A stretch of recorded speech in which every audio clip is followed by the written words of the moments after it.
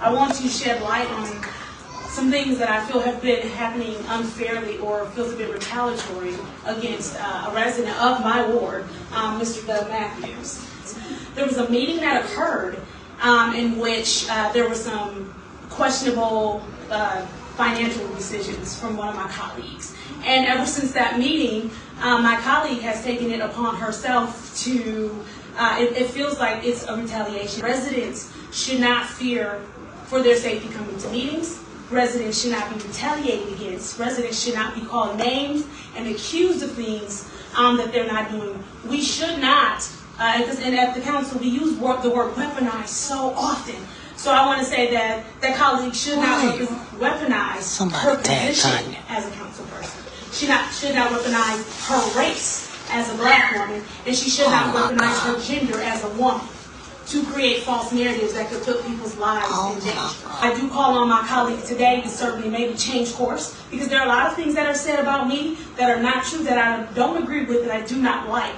But what I cannot do is retaliate against members of this community, because they are still members of this community, regardless if we like what they're saying or how they're saying it. Now keep in mind, if my colleague was disrespected, and especially in a way that attacked her race or her gender, I would absolutely stand up for that colleague. But we cannot, again, weaponize these things against people. And please believe that just because we are black, it doesn't mean we can't weaponize the current social capital that we have, with everyone being aware that black people need to be respected.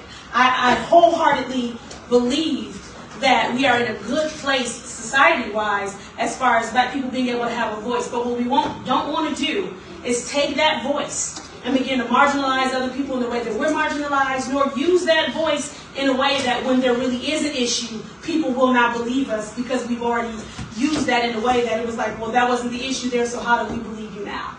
And so again, I'm just here on behalf of Doug Matthews today to say that I would ask this board to review our meetings, if you've not already, and take a look at some of the actions that have been done toward him by my colleague.